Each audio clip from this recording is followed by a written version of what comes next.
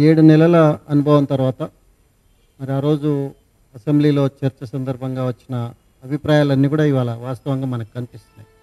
7 months experience డెఫినెట్గా దీంట్లో కొంత మార్పులు చేర్పులు చేయాల్సిన అవసరం ఉందన్నది మనకు అనిపిస్తుంది. ఒక్కరమే కాకుండా అన్ని పార్టీలు అవే అంటున్నాయి. కేంద్ర ప్రభుత్వం అంటుంది, అన్ని రాజకీయ పార్టీలు కూడా ఆ దిశగా ఆలోచన చేస్తున్నాయి. మా మటుకు మాకు ఎన్నికల కంటే ముందే స్టేట్ రెండుగా రీఆర్గనైజ్ చేయబడింది. ఇప్పుడు సెటిల్డ్ ఇష్యూ, అది రియాలిటీ నౌ. స్టేట్ బైఫర్కేషన్ అయిపోయింది. మరి ఇప్పుడు బైఫర్కేషన్ అయిపోయిన తర్వాత ఒక సామరస్య సానుకూల వాతావరణం ఉండడానికి అవసరమైన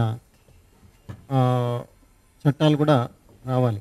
మీరు ఇటీవల చూస్తే హైకోర్టులో ఒక వ్యాజ్యాన్ని బార్ అసోసియేషన్ను సపరేట్గా ఉండాలనే దాని మీద కూడా హైకోర్టు ఇటీవల ఒక తీర్పును కూడా ఇచ్చింది. రాష్ట్రం హైకోర్టు కలిసినప్పుడు బార్ అసోసియేషన్ ఎట్లా విడిగా ఉంటాయని తీర్పు ఇచ్చింది. వాస్తవంగా స్టేట్ బైఫర్కేషన్ యాక్ట్లో వీటన్నిటి పట్ల కొంత అంబిగ్యూటీ కనిపించింది.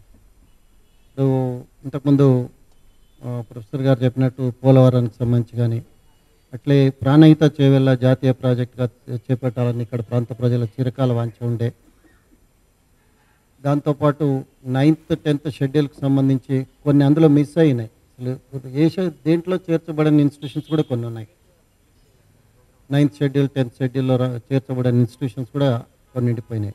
వాటి మీద కూడా ఒక దృష్టి సారించాల్సిన అవసరం ఉంది. రాష్ట్ర ప్రభుత్వాల ఆలోచన విధానం ఎట్లుంది? గవర్నర్ గారికి కీలకమైన బాధ్యత ఉండే.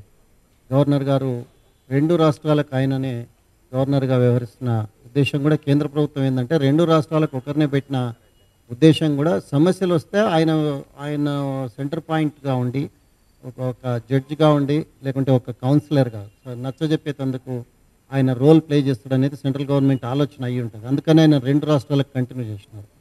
ఎట్లయితే 26 జనవరికి 2 రాష్ట్రాల్లో ఉదయం ఇక్కడ సాయంత్రం అక్కడ మధ్యాహ్నం లోపల అక్కడ జెండా ఎగరేసి ఆలోచన చేస్తున్నారో 2 రాష్ట్రాలను కూడా అదే సమతుల్యత పాటించే విధంగా ఎక్కడైనా ఈ యాక్ట్ ఇంటర్ప్రిటేషన్లో భిన్నమైన అభిప్రాయాలు వస్తే గవర్నర్ రోల్ కీలకంగా ఉండే. ఇప్పటికైనా గవర్నర్ రియాక్ట్ కావాల్సిన అవసరం ఉందన్నది నా భావన. దానికి తోడు రాజ్యసభలో లాటరీ తీశారు. లాటరీ తీయటం వల్ల పార్లమెంట్ సభ్యులు, రాజ్యసభ సభ్యులు కొంతమంది తెలంగాణకు సంబంధించిన వాళ్ళు అటువైపు లాటరీలో వెళ్ళినారు.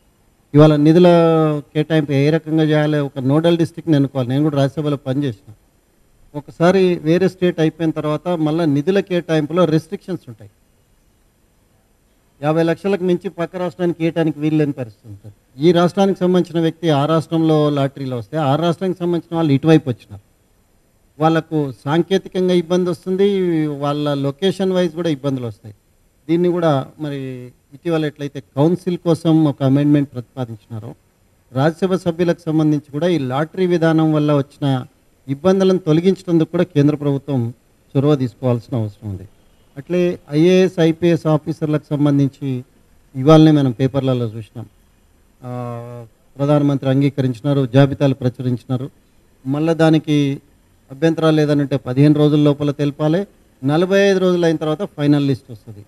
అంటే దాదాపు 9 నెలల తర్వాత ఫైనల్ లిస్ట్ ఉండబోతుంది అన్నది మనం అర్థం చేసుకోవాలి. ఇవాళ going by the news papers and కేంద్ర ప్రభుత్వం చెప్పిన దాని ప్రకారం అధికారుల విభజన సంపూర్ణంగా జరగకుండానే 7 నెలలు గడిచిపోయింది.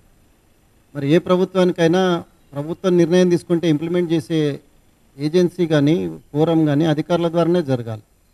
వచ్చిన ఇబ్బందులను దృష్టిలో పెట్టుకొని సత్వరం చేయించాల్సిన అవసరం ఉండే కేంద్ర ప్రభుత్వానికి జాప్యం జరిగిందని నేను అనుకుంటున్నాను. అట్లే వాటర్ది కూడా ప్రొఫెసర్ గారు చెప్పినారు.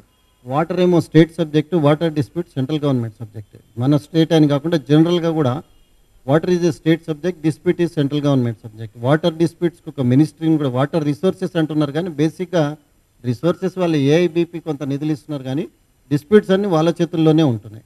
మనం ఈ రాష్ట్రం బైఫర్కేట్ కాకముందు కూడా అనేక సమస్యలు మనం కర్ణాటకతో ఎదుర్కొన్నాం, పక్కన మహారాష్ట్రతో ఎదుర్కొన్నాం. మరి 2 ఉదాహరణకు మహారాష్ట్ర మనం బాబ్లీకి సంబంధించి అనేక ఇబ్బందులు ఎదుర్కొన్నాం. కర్ణాటక మనకు తెలుసు, ఆల్మట్టి డ్యామ్ నిర్మాణం మొదలుకొని అనేక ఇబ్బందులు ఎదుర్కొన్నాం.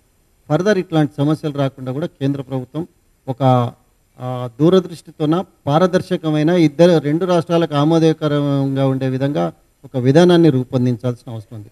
మనసు పెట్టి ఆలోచన చేస్తే ఏ సమస్యకైనా పరిష్కారం ఉంటుందని మేము నమ్ముతున్నాం.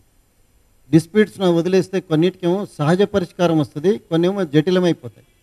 జటిలం కాకముందే సహజ పరిష్కారం కొరకు ఎదురు చూడకుండా కేంద్రం తన బాధ్యతను తను నిర్వర్తించాల్సిన అవసరం ఉంది. మాకు సంబంధించినంత వరకు, మా పార్టీకి సంబంధించినంత వరకు మేము 2 రాష్ట్రాల్లో ఉన్నప్పటికీ ఈ విభజన ఎన్నికల కంటే ముందే జరిగింది. ఆర్డినెన్స్ పోలవరంకి సంబంధించిన ఇచ్చిన ఆర్డినెన్స్ కూడా అప్పటి అధికార పక్షం వాళ్ళు అన్నారు, మేము తయారు చేసి పెడితే కామా ఫుల్ స్టాప్ కూడా మార్చకుండా వీళ్ళు వచ్చినాక ఇచ్చినారన్నారు. దీనికి ఏదైనా క్రెడిట్ వస్తే వీళ్ళకి కావాలి, క్రెడిట్ రాకుంటే వాళ్ళకి ఉండాలి. 2 రకాలుగా మాట్లాడుతూ వచ్చినారు. అల్టిమేట్గా స్టేక్ హోల్డర్స్ అయిన 2 రాష్ట్రాల ప్రజలు సంతృప్తిగా ఉండేటట్టుగానే చట్టం ఉండాల్సిన అవసరం ఉంది. వీటి మీద దృష్టి సారించాలి. అదేవిధంగా ఈ పవర్కి సంబంధించి కూడా ఇంతకుముందు పెద్దలు చెప్పినారు, దీని మీద కూడా కేంద్రము ఆలోచన చేయాల్సిన అవసరం ఉంది. సెంట్రల్ గవర్నమెంట్ దగ్గర ఇట్లాంటి బైఫర్కేషన్ అయినప్పుడు వాళ్ళ దగ్గర ఉండే సెంట్రల్ పూల్లో నుంచి రాష్ట్రాలను ఇమ్మీడియట్ నెసెసిటీ పేరు మీద అర్జెన్సీ పరిగణలోకి తీసుకొని రాష్ట్రాలను వాళ్ళు ఆదుకోవాల్సిన అవసరం ఉంది. కేంద్ర ప్రభుత్వం అల్టిమేట్గా యూనియన్ ఆఫ్ స్టేట్స్ బలంగా ఉంటేనే యూనియన్ గవర్నమెంట్ బలంగా ఉంటుంది. మీరు రాష్ట్రాలను బలహీనం చేసేసి తలలావైపోయిన వాతావరణాన్ని కేంద్ర ప్రభుత్వం కూడా క్రియేట్ చేయకూడదని చెప్పి ఆ యాక్ట్ రూపొందించేటప్పుడు మరింత శ్రద్ధ తీసుకుని ఉంటే బాగుండేదని చెప్పి 2 రాష్ట్రాలు భావిస్తున్నారు, 2 రాష్ట్రాల ప్రజలు భావిస్తున్నారు. మేము పార్టీ పరంగా కూడా ఇంకా కొన్ని అమెండ్మెంట్స్ను, అంటే ఒకవేళ కేంద్రం పిలిస్తే ఎట్లా అనే దాని మీద కూడా కొంత హోంవర్క్ చేస్తున్నాం. యాజ్ అండ్ వెన్ అవి ఏదైనా రెడీ అయితే మన ఫోరం కూడా ఎన్ఎస్ఎస్ వారికి కానీ అట్లే ప్రెస్ క్లబ్ హైదరాబాద్ను కూడా నేను అభినందిస్తున్నాను. ఒక మంచి వాతావరణంలో ఇది చర్చ పెట్టినందుకు వారికి కూడా మా వైపు నుండి సూచనలు అందించే ప్రయత్నాన్ని మేము చేస్తాం. ముందుగా నేను చొరవ తీసుకొని మాట్లాడిస్తున్నందుకు మీరు అనుమతి ఇచ్చినందుకు కూడా మీకు ధన్యవాదాలు తెలుపుతూ thank you very much. Thanks to all the political leaders. Andhra Pradesh శాసన మండలిలో ఎమ్మెల్సీల సంఖ్యను 50 నుండి 58కి పెంచడం, దానికి సెక్షన్ 23 సబ్సెక్షన్ 1, సెక్షన్ 23 సబ్సెక్షన్ 2 వాటికి అమెండ్మెంట్ చేయాలి.